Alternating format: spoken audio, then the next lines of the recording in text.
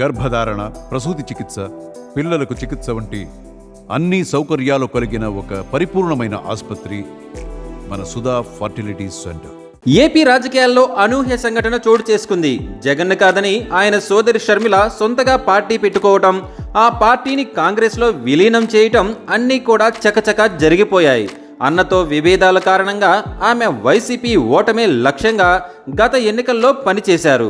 YCP దారుణ ఓటమికి తన వంతు పాత్ర పోషించారు షర్మిల. ఒక రకంగా చెప్పాలంటే గత ఎన్నికల్లో జగన్ ఓటమికి షర్మిలనే ప్రధాన కారణమయ్యారు. ఎన్నికల్లో వైసీపీ దారుణ ఓటమి తర్వాత కూడా షర్మిల జగన్ను కార్నర్ చేస్తూ వచ్చారు. గత వైసీపీ పాలనను ఎండగడుతూ జగన్పై విమర్శలు గుప్పించారు.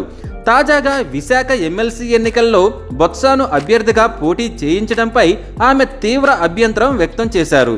తన తండ్రిని తిట్టిన వ్యక్తికి పదవి ఇవ్వాలని జగన్ చూస్తున్నారని జగన్ను దుయ్యబట్టారు షర్మిల. రాఖీ పండుగ సందర్భంగా కూడా అన్నా చెల్లెళ్ళు కలిసింది లేదు.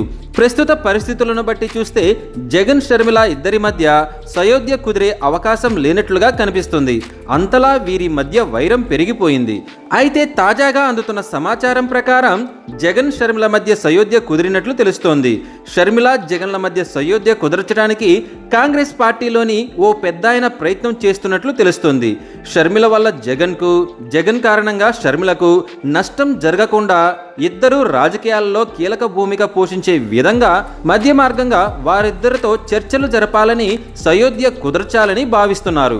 కాంగ్రెస్ పార్టీలో ఓ పెద్దాయన ఈ మేరకు రెడీ అయినట్లు జరుగుతున్న ప్రచారం ఇప్పుడు ఆసక్తికరంగా మారింది.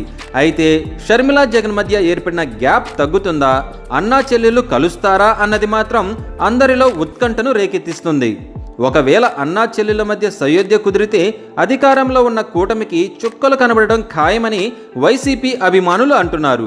మరి జగన్ షర్మిలను కలిపేందుకు ప్రయత్నిస్తున్న ఆ కాంగ్రెస్ పెద్ద ఎవరనేది తెలియాల్సి ఉంది.